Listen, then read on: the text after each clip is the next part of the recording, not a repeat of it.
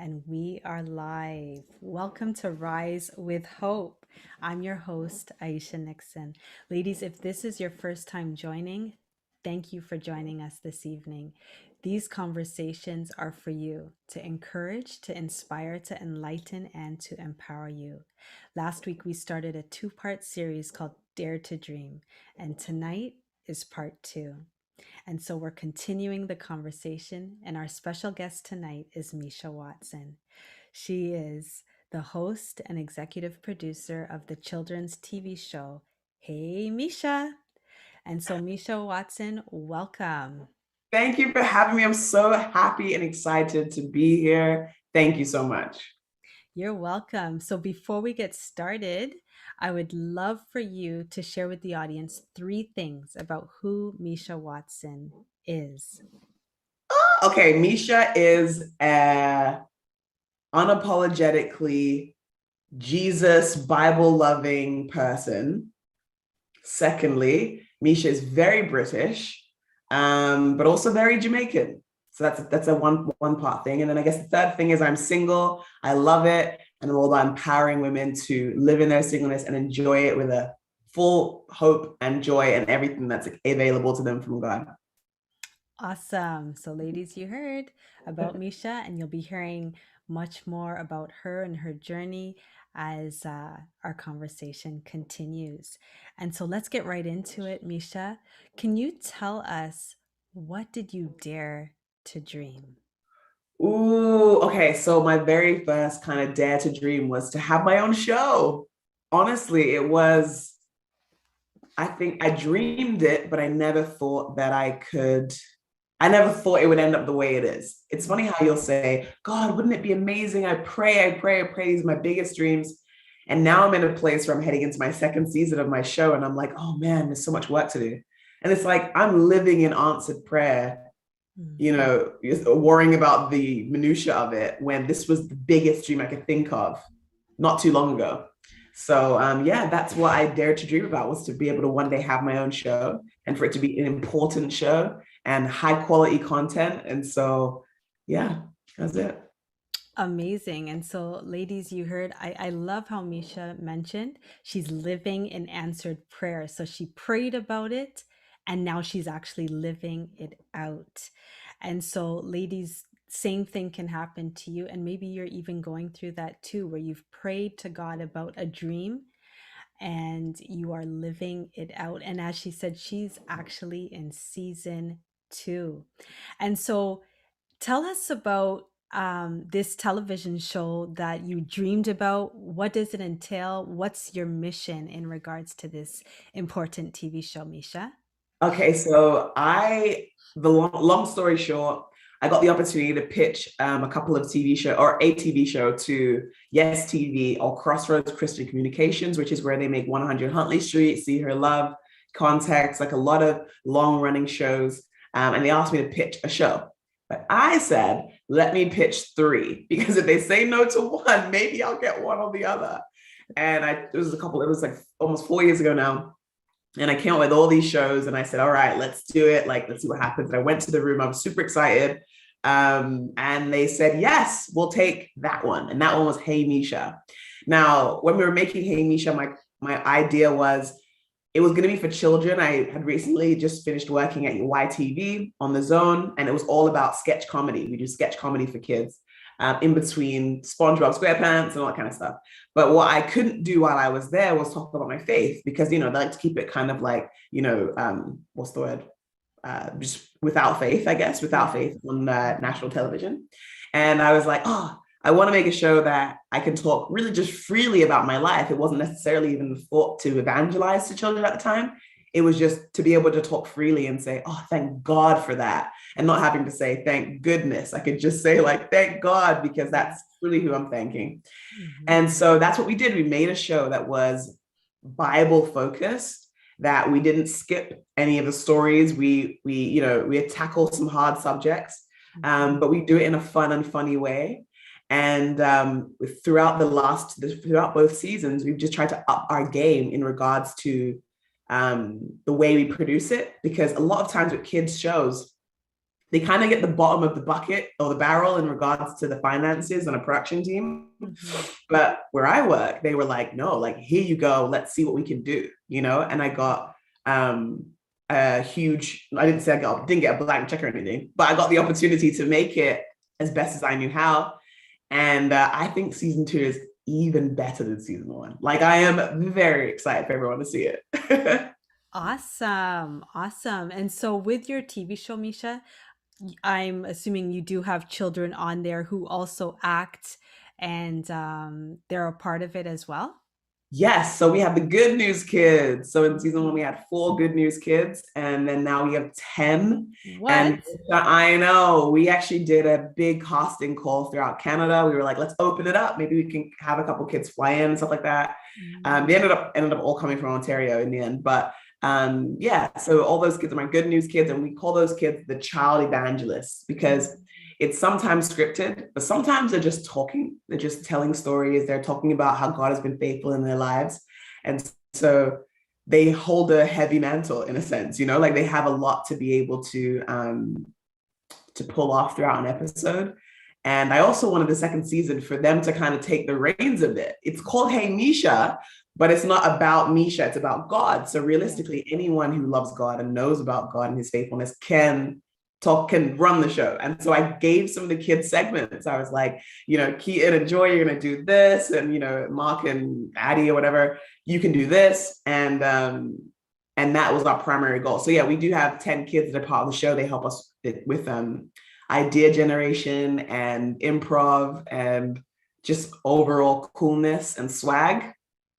My good news kids. That is amazing. And so, ladies, you can see that Misha's dream, it grew in terms of just the human resources, having 4 children and now increased to 10. And so I just want to encourage you ladies, because sometimes when we have a dream, it might be a certain size, but as we are walking through the dream, we will find that it will grow, it gets bigger, and and then we are able to impact more because of the way that God is growing the dream and even growing us in it. Yeah. Meisha, how do you find that through season 1 and even preparing for season 1 that God has grown you or that you have grown? I don't think I grew at any other point in my life more than I did in that season 1. Wow. I'll just set the scene for you. When I started the show, Mhm. I was coming off of doing freelance work. So I would have money one day and then literally nothing the next day. I was um, like financially just at absolutely spent. And when I started the job, even I was still like, you know, waiting for that first paycheck to come through, you know, when you got to do the whatever. And there was that space too. And I remember praying to God, like, this is what you're calling me to do. Help me, provide for me. And he did. He Mhm. provided for me in a way that was so specific to me at every corner. From, you know, I'm hungry and I forget to bring lunch that day or whatever. And someone says, hey, does anyone want another chicken burger? It wouldn't even be like, do anyone want like a bowl of cashews? It was always like something luxurious in a sense. It was Yeah. like, even when he was providing for me, he was providing for me in a way that I would see, oh, wow, this could only be God. Amen. I had times before, even in season 1, leading up to it, like within the last couple of years, where I would say, I don't have any money to get to an audition. And I would say, okay, but all I have is a token. And I would use, I said, do I use the token on the way or do I use it on the way back? Like, do I walk to the audition or do, you know? And so I would say, okay, I'm gonna walk to the audition. I'm gonna get to audition. I'm gonna like, you know, kind of get the sweat off me. And then I will take the token home as like a treat. And on my way walking, this actually happened. I saw a $20 bill on the ground. Wow. And I was like, my mom always says, when God bless you, my tech time. And the reason is because it's true. It's like he could have, you know, presented me with a token, you know, or $5 or $10 or $50, but $20, which meant, not only could I get to the audition and get back to the audition, but I had money left over for whatever I needed, and that's the thing about acting. It's so unforgiving sometimes when you might make thousands and then you make nothing. And so having those little kind of just reminders that God was there and close by is what I use in season one when, I'm not joking, you even probably like burned out like 3 or 4 MacBook Pro, like huge computers, because our show is so motion graphic heavy. It's got a lot of green screen, a lot of literal graphics, or creating logos that are moving and new colors and all this kind of stuff. And computers would just stop working. We'd just be like, oh, this computer is done. And then on to the next. And it was like, I know God's got us, because he's been with me for so long in the minute ways that no one else would see as faithfulness, but I was seeing it because it was so personal to me. I had times during that shoot where we would just like lose an entire part of the show, and we'd be like, what do we do? And I would go to the washroom and just cry. And I would just, all I had words to say was Jesus. I would just sit there and be like, Jesus, Jesus, and I would just cry as I said his name. It was like, there's power in the name of Jesus, as the song says, but like it was like directly influencing my countenance in that moment. And then I could walk out and be the executive director, you know what I mean? And actually like make it happen, because I had just received blessing. And then I was like, I'm ready to bless my team now. And it just kept on happening like that. I'd be like, okay, I'll be right back in a second. I'm going to go pray for a second. But because of working in a Christian environment, it wasn't very odd. Right. Like, oh, she's probably praying right now. And then I would come right back and I was like, okay, let's go. Let's do it. Let's go. And so, yeah, I would say that faith grew me so much for season 2 and what's to come, because I'm just going to continue building on that, and God's going to continue to reveal new things. But what's great is that I get to speak to you about it, because I think sometimes when it was 4 years ago, right? So, I forget how faithful he was then. And if you remember how faithful he was then, you'll remember that he's faithful now as well. Mm-hmm. And so that's why I love chatting with you. This is so good. This is great, Meisha, because sometimes, in moving forward, we could forget what God has done before. And so as you said, it's coming back to you as, I love what you said. You said in the minute ways that you saw his faithfulness, and you continue to see it.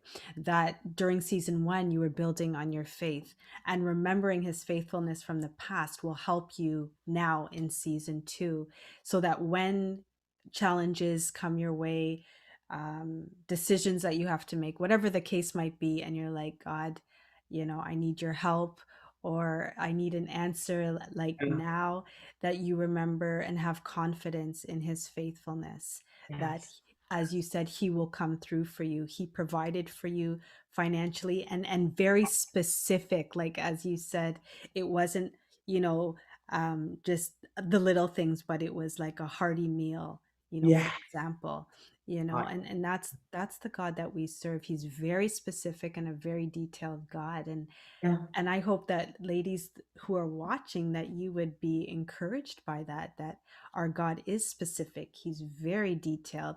He cares about, every one of our needs, even, as Meisha said, the minute details that maybe nobody else knows about, thinks about, but he knows. And as you said, I love how you said, you went to go pray and then come back and then, okay, step into the shoes of the executive producer. Because even us as women in leadership, we, we're human too, right?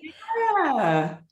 And we need to be able to do what we got to do to get to work. And sometimes that is just like crying in prayer in the washroom and then getting back to it. That's right. And rolling up our sleeves and then get to work, right? Exactly. So I know you said that you were working in the entertainment industry with the YTV prior to this. What was your experience that you had to have in terms of being able to be the host and executive producer of your show? Oh, so you mean from moving from YTV to executive producer? Or even just getting into working in the TV or working in the media, I would say. Okay. Yeah. Well, it started as grassroots as it does. I wanted to be an actress. I tried out school. I did some school, but I just was like, I just need to act. I need to get in front of a camera. I need to start performing. And so I started just creating things on like whatever camera I could find, and putting on YouTube, and anyone who would watch it, I would make them watch it. I used to go to Fashion Week and just be like, I'm going to bring a camera and a microphone and see if anyone will let me interview them. And I still have those videos now of me being like, hi there, it's Meisha Watson here at Fashion Week, and I'm talking to this designer. And I would just walk around, and no one was going to watch it. I didn't even have a YouTube channel, but I was like, I'm going to put it on YouTube. And all those things got me one day an agent. And then with my agent, I started getting, small gigs for a couple of years. And then I got the big gig at YTV. And then being on national TV for, I think it was 3.5 years I was there. I got to learn a lot about TV, but also learn a lot about content creation, writing. What I didn't learn was producing. I didn't know what was going on behind the camera.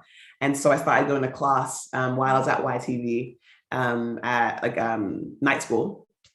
And I did production, directing, producing, web series development, marketing, everything. And when I was there, I started volunteering as a producer. So anyone who would have me music videos, I was like, let's go. I remember one time I was picking up glitter, like big chunks of glitter on set, because it just needed to be on set. That was like my job for the day, was to clean up the glitter. But I was there. I said I needed to be there. And I wanted one day to make my own stuff. But that's how I did it. But what's funny? I did all that and had no plan of what the next step was going to be. I just knew I had to start. I had to get started. And it was there that someone asked me to be on to interview me on one of their shows. And when I was there is when I met the CEO of my current production company. So it was just like, I was just like, okay, well, God, what do you want me to do? I did the thing. I did the next thing. I did the next thing. And then God was like, cool, I'll take it from here. It was all, it was like almost like, I could not have foreseen I was going to write a show 2 months prior, but God was like, had everything working so beautifully. I want to read my diary from that year. I think would have been 2018, to see like, I'm going to I'm going to production class and I'm really tired, but I'm going to go because I think it's important for me. And then like 2 months after that, oh, you're going to be the executive producer of a show. Like, who knew? But it's this amazing story. I love that. Yeah. So you talked about just getting started, because sometimes we may see, or as you said, like you had the dream to do the TV show, but in terms of getting there, it was a matter, as you said, to just get started, to whether it's volunteering, the night school that you did, and then the different experiences that you had, even making your own, interviewing people, and just trying to meet different people, and so forth. And sometimes we wonder, okay, why am I doing this particular thing? Like, for example, you said, once you were picking up glitter, and we may think, who sees me doing this? But, that led to somewhere, you know what I Right. mean? Yeah. And I think someone needs to hear that, because sometimes we think, oh, I need to meet that particular person. But Right. sometimes it's steps that we need to take, Yeah. Be right? obedient. Be obedient. And you know what? It's Hmm. hard to sometimes know what it means to be obedient. Like, what is God asking me to do right now? Hmm. And so I think it was most important for me in my faith to kind of figure out how God was talking to me. And it happens in a variety of kinds of ways for everybody. But I think what worked for me was when I realized I wasn't actually forcing it, Hmm.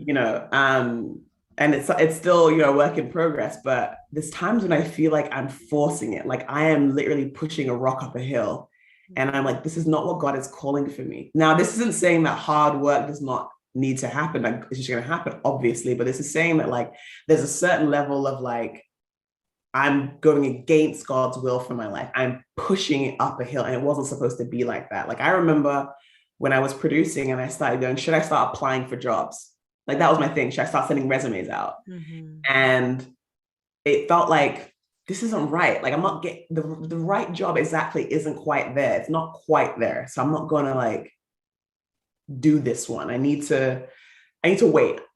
I need to wait. And I'm also the person that usually jumps to the opportunity. I'm like, oh, you want to be on a podcast? Let's go. You want to write this magazine? Let's go. You need a book? Let's write it. Like, but this, I was like, I didn't quite fit. And I think that's for me, generally, God will reveal something to me in lots of different kinds of ways. So, like my mom, a friend, or it might be, a sign on a bus. But it's usually quite a few indications of that, and then I just go with it, and I go, okay, well, like I moved town, like I left the city I lived in for 12 years, where I started my whole career. All my comfort zone is in Toronto, and I left to move to Hamilton because I knew I could do more, but I didn't know what. Like I'm still figuring that out, but I know I'm supposed to be here. There's been so much confirmation from other people who know the faithfulness of God that I know I'm in the right place. So I guess that's another encouragement too, is that like, figure out in a way how kind of find the peace in what you're doing, because that's probably where God is. Because if you are feeling like unsettled and incredibly anxious about something, there's a possibility. And, obviously it reveals itself in different ways for people. But I personally feel like when there's a peace, even if I'm exhausted and, it's a lot of work and that sort of thing, and I might be stressed about the actual specificities of the task. But if I get peace, like, oh, I know it's coming from God. Amen. Yeah. That's amazing. You know how you talked about not forcing it, because sometimes we can, right? Because we Yeah. could be like impatient, or we just want the next thing to happen, right? And but as you said, to not force it, because God is a God of timing, and his timing is way better than what our timing is, because he sees beyond what we can see at the present moment, right? Yes. Yes. I even think my personal life, I remember I was dating a guy, and I thought that I was like, I think I want to marry this guy. It would be easier. He's good enough. He's tall enough. He loves God enough. Like, let's make it happen. I remember praying a prayer that was, God, even if he isn't the one, can you like make him the one? Mm, And it was like me trying to, like God yeah. was saying no, and there was no peace there. But and I was trying to like be like kind of force God's will to like shift for me. Yeah. And what that's done in my mind, I mean, that was years and years and years ago, but I remember it because I can't believe I stooped to a place where I said, God, my will, not yours. Mm-hmm. And I was praying to God to change his mind, like shift it. And now I'm like, I wouldn't want anything but what God has for me, because it's always better. He has never let me down. And even when it looks like he's let me down, if I write it down in my diary and look back at it when I'm having a better day, I can see the blessing in that too. Ooh, I like that. Yeah, because sometimes, yeah, when we think that we don't get the answered prayer, that God's withholding something, right? Right. But as you said, on a better day, and when we realize, according to his word, that, you know, he has a good, perfect, and acceptable, his will is perfect. His will Yeah. is good. It's acceptable. And if we just would look to that and realize that, then we realize, yeah, if he is for us, right? Yeah. He has good plans for us, he has hope for us. And so even when we may be disappointed and not get the answered prayer, he has something better for us, Yeah. you know Absolutely. He's yeah. never let you down. Don't worry. Amen. Yeah. Actually, a word came to my mind, and tell me if it ever played a role in you preparing to get into the industry of media. The word obscurity.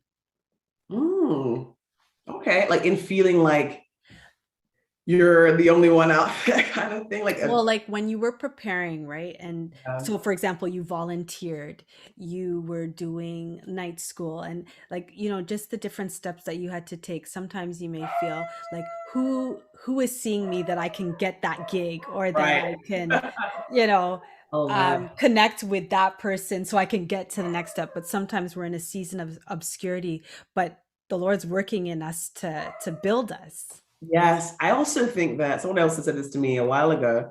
I think it was from another speaker, but you have no idea the amount of times your name is being spoken in other rooms and you're not it. Mm, Like, interesting. and I now can look back in my career and go, oh my gosh, like that means that this person had to have spoken to that person, had to have spoken to that person about me. in a positive way. And now that's how I'm getting this opportunity. A great example of that is for Hey Meisha, huge news we got recently where we get to partner with YouVersion. So we're going to be able to have it's huge to have our content on the app. And that happened because I was speaking to a friend. The friend then spoke to another friend. That friend spoke to another friend who then emailed me. And it happened so quickly. And also that interview only happened, or that conversation, it was an interview actually with my friend, because someone reached out to me on Instagram. Like they just saw a post or something. I was like, oh, let me just reach out. And it was just so random. And I think all these conversations had to have happened, and there had to have been a perfect time for it to be like, oh, we're actually right about the time we need to speak to someone who makes content.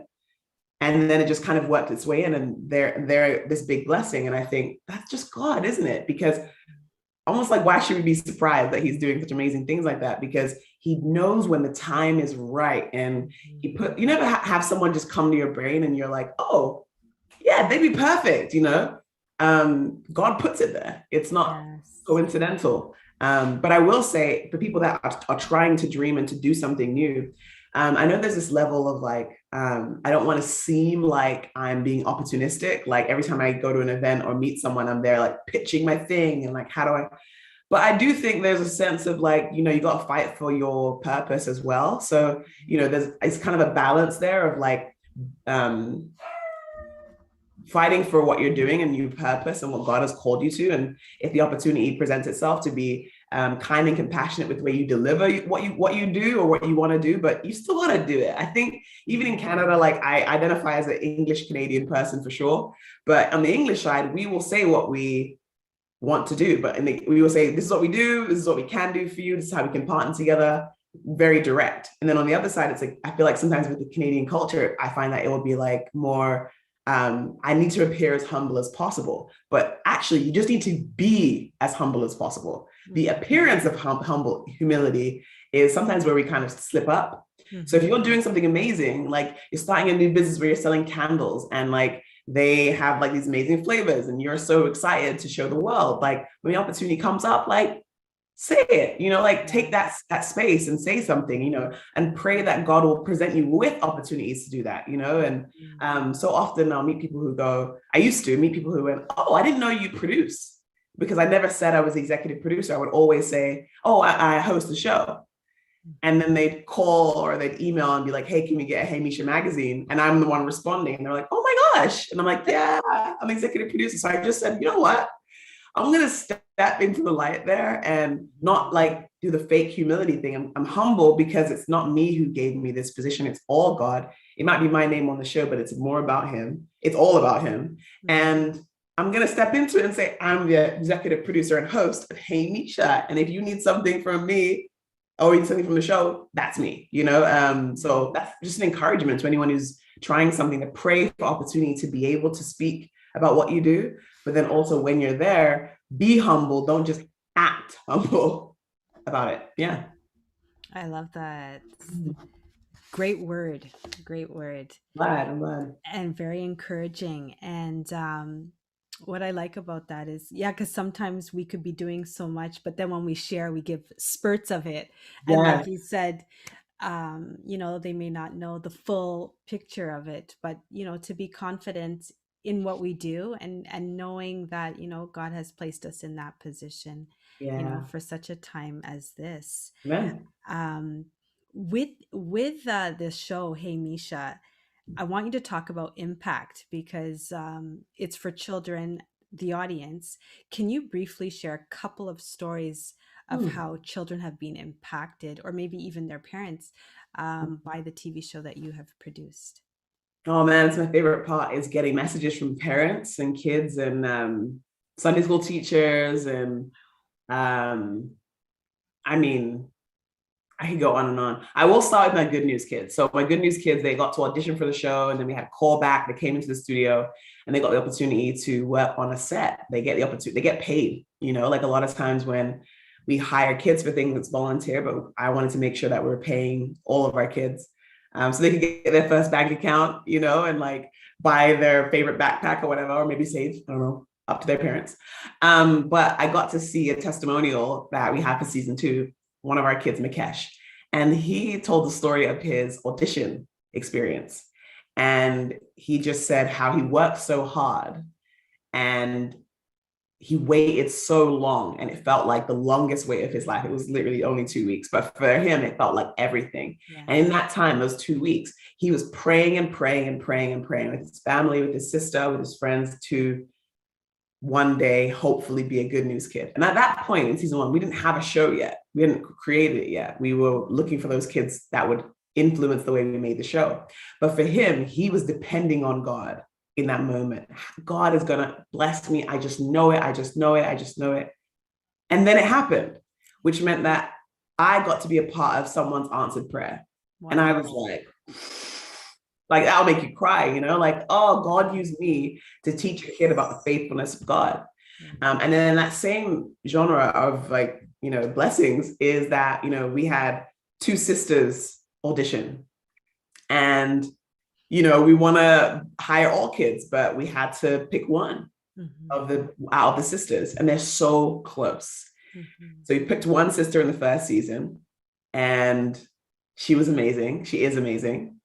And then I got to see the second sister come out to shoots and stuff like that to support her sister. And she was so kind and thoughtful, and she was so compassionate towards her sister. You got this. I believe in you. Even though she herself wanted that experience, yes, and she didn't get it. She was so unbelievably kind and thoughtful, and just even like, oh, let me fix your hair. Like, let me help you with your lines. Like, amazing. And that was 2 years. We did season 1 and then some supplementary content during COVID. And yet the whole time she was just, I'm going to support my sister. And then when we came out in season 2, we were auditioning again. And I was like, oh, I would love to just put her on the show because I think she's an amazing kid. But then when I saw her audition tape, I was like, she's amazing. Like, she had like blossomed, and she'd gotten this such a confidence and an excitement about God. And I was like, this is so perfect, because I wanted her to be a part of it. She was also so good. And so I got to put both sisters in the show for the second season. And she got to see that sometimes when you just serve in someone else's answered prayer, like her sisters, God will bless you in that same way. And I got to see her see that. Yeah. So for me, I guess those 2 stories, there's tons of stories about, like, of course, you know, fantasy teachers and all that kind of stuff. But for me, because those kids are so, I feel like they're my kids in a way. Yeah. Or maybe I'm their auntie or something. Because of those are my good news kids. Those stories mean the world to me, because I can still affect change in their life in a closer way. I know their parents. I know their, you know, so those are my favorite stories. Amazing. And so, ladies, you've heard that our dreams that we have that can be realized can impact the lives of others. And in this case, you heard with the Good News Kids and how their lives were impacted. And so, Meisha, this has been an amazing episode and just so rich with you talking about your journey, you being transparent, and just sharing about what the journey of a dream can look like. And now that it's realized and you're entering season 2, I would just like you to end with giving a word of encouragement for a lady who is daring to dream. Just whatever's on your heart. Yeah. Whatever you're dreaming about, God has heard you. He has seen you cry. He knows every heart cry. He knows, just even when you prayed for something, it didn't quite go the way you thought it would. Even if you thought you saw something that said, oh, God is saying it's going to happen that way, and it still didn't happen that way. Even if you tried something and you literally totally failed. God still has an intense purpose for your life. There is no doubt in my mind, there's no doubt in the Bible that reminds us that God is for us. Like, it sounds almost so redundant to continue to say it, but I've just seen it happen in my life so much, where I couldn't ever imagine the blessings that I've had. And I still sit there and go, but God, when am I going to get married though? And it's like, but God came through so many times before in so many different ways. And I'm still here with the faith for a next blessing. And so continue to pray. If you're thinking about it and you're crying about it and you're worrying about it, pray about it. I'll say that again. If you're thinking about it, crying about it, or worrying about it, pray about it and pray intentionally, be specific in your prayer, and tell people who you trust. Not everyone deserves to hear your calling right at the beginning, but those that do, those that you trust and those you depend on, and those who know the faithfulness of God, tell them, pray with them. Don't worry about yourself. That's it. Amen. Thank you so much, Meisha, for what was on your heart and for just sharing tonight. It's been amazing. Thank you. I honestly, I've had a lot of fun. It was great to like officially meet you, and I hope to be on here again and hang out with you. Awesome. Awesome. I would love to have you on again as a special guest because what you have to share is empowering, and we are here to empower women and also, to hear of God's faithfulness and how he can help us through this journey called life. And so thank you for your time, and we pray success in season 2 of Hey Meisha, Thank and you. that it will just impact many more children and other people as you share about God's word and the faithfulness of God. And so, ladies, thank you for joining us tonight. Please, if you haven't subscribed yet to Rise with Hope, please hit the subscribe button. Until